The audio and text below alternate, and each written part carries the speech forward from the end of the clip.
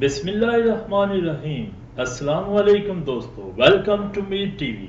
دوستو، آج کی اس ویڈیو میں آپ کو super hit drama serial Ertugrul Ghazi کے سیزن 1 میں ہونے والے ڈیتھ سینز کے بارے میں بتاؤں گا۔ ویڈیو شروع کرنے سے پہلے آپ ہمارے چینل میر ٹی وی کو ضرور سبسکرائب کریں اور بیل آئیکن کو پریس کرنا مت بھولیے تاکہ آپ ہماری نئی نئی ویڈیوز کو انجوائے کر سکیں۔ نمبر 6، بسول۔ دوستو، یہ صلیبی کمانڈر ٹائٹس کا بھائی ہوتا ہے۔ اس کے ذمہ بہت ہی اہم قیدیوں کو سلجوق کمانڈر کاراتوئیگر سے لے کر صلیبی قلعے تک پہنچانا ہوتا ہے۔ ان قیدیوں میں سلجوق سلطنت کے سلطان علاؤدین کیقوباد کے جلا وطن بھائی شہزادہ نعمان، ان کی بیٹی حلیمہ سلطان اور ان کا بیٹا شہزادہ یگت شامل ہوتے ہیں۔ سردیاں قریب ہونے کی وجہ سے ترک خانہ بدوشوں کے سب سے بڑے قبیلے کائی کے سردار سلیمان شاہ کے بیٹے ارطغرل غازی اپنے 3 جہاں بازوں کے ہمراہ جنگل میں شکار کو جاتے ہیں۔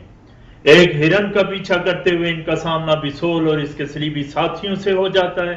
ارطغرل غازی اور ان کے جہاں باز بہادری اور جواں مردی سے لڑتے ہوئے صلیبیوں کا خاتمہ کر دیتے ہیں۔ بسول ارطغرل غازی کے ہاتھوں مارا جاتا ہے۔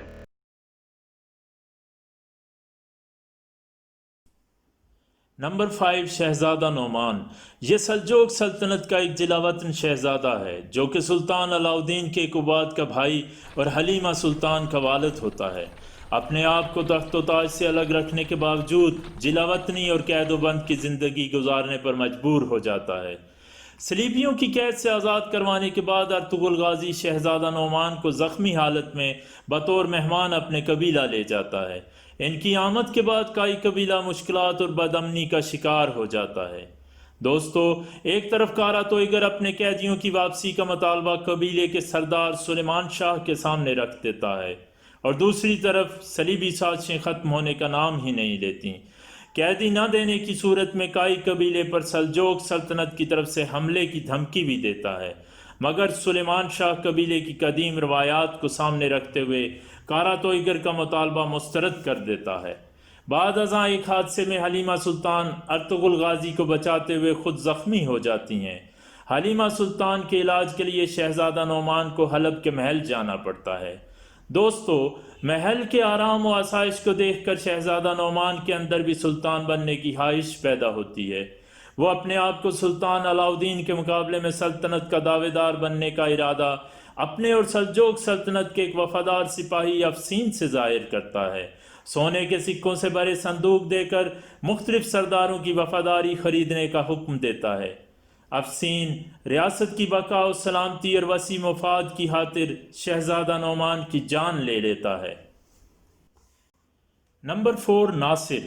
یہ حلب کے محل میں ایوبی سلطان امیر العزیز کا دست راست ہوتا ہے جو حقیقتاً استاد اعظم پیٹروشیو مانزینی کا بھیجا گیا صلیبی جاسوس ہوتا ہے۔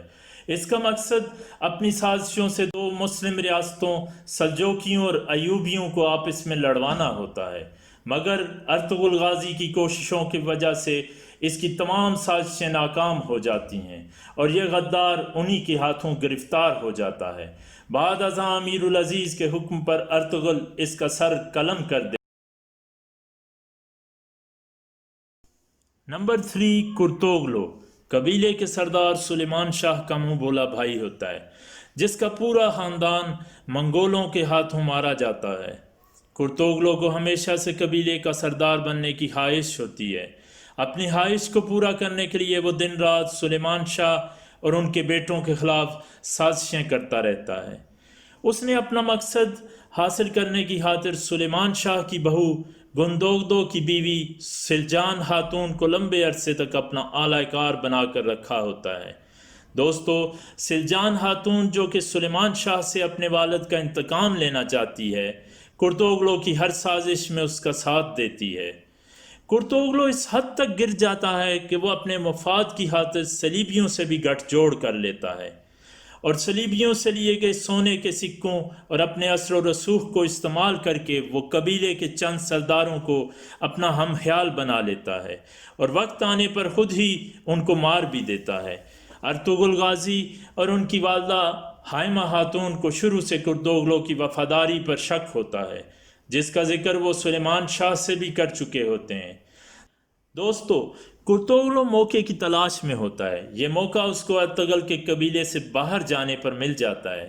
وہ اس موقع سے فائدہ اٹھاتے ہوئے قبیلے پر قبضہ کر کے سلیمان شاہ اور ان کے پورے خاندان کو جرگے کی مدد سے قبیلہ بدر کرنے کی سزا سنا دیتا ہے، اور ترگت کو پورے خاندان کو مارنے کا حکم بھی دے دیتا ہے، جو کہ صلیبیوں کے ایک نشہ آور مشروب کے زیر اثر ہوتا ہے۔ اس کے علاوہ حلیمہ سلطان کو صلیبیوں کے حوالے کرنے کا بھی بندوبست کر دیتا ہے۔ بعد ازاں ترگت سلیمان شاہ کے پورے خاندان کو بچا لیتا ہے۔ ارطغرل کی بروقت آمد اور منصوبہ بندی سے کرتوگلو اپنے ہی بنائے ہوئے جال میں پھنس کر گرفتار ہو جاتا ہے۔ سلیمان شاہ کے حکم پر کرتوگلو کی گھناؤنی سازشوں کی وجہ سے ارطغرل غازی ان کا سر تن سے جدا کر دیتا ہے۔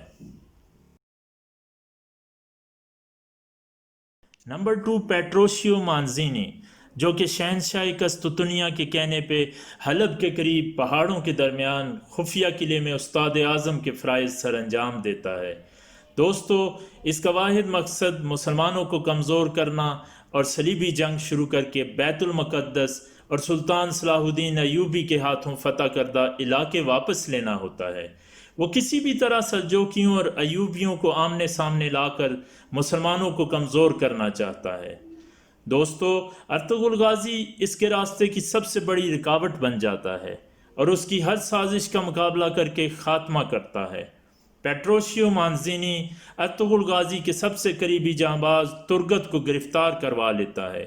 شدید ٹارچر اور ایک نشاور مشروب پلانے کے بعد ترگت کو ایک صلیبی سورما یہودا بنانے کی کوشش کرتا ہے، جبکہ ترگت اپنے ایمان کی طاقت سے خود کو بچا لیتا ہے۔ یہ بہت سے موقعوں پر کرتوگلو سے مل کر ارطغرل کو مارنے کی کوشش کرتا ہے، مگر ناکام ہو جاتا ہے۔ یہ اپنے بھائی عمر، جس نے شیخ ابن العربی کے ہاتھ پر اسلام قبول کیا ہوتا ہے، قتل کروا دیتا ہے، اور اپنی بھتیجی ایلنورا کو بھی قتل کر دیتا ہے، اور آخرکار اپنی دوسری بھتیجی ازادورا کے ہاتھوں زخمی ہو جاتا ہے۔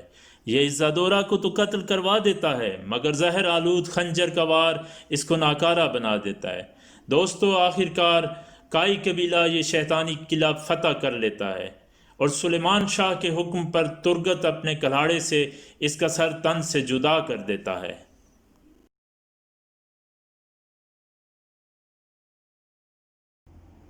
Number 1، tights. یہ شیطانی قلعے میں موجود ایک صلیبی کمانڈر ہے۔ یہ ارطغرل سے اپنے بھائی بسول کا انتقام لینے کے لیے موقع تلاش کر رہا ہوتا ہے، لیکن استاد اعظم کے کہنے پہ اپنے انتقام کی آگ کو ایک طرف رکھ کر بڑے مقصد یعنی صلیبی جنگ اور بیت المقدس کے حصول کے لیے کام کرتا ہے۔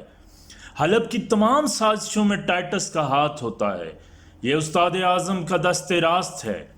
دوستو، ٹائٹس حلب کے محل میں اور کائی قبیلے میں ایک تاجر ابو حشام کے روپ میں آتا ہے۔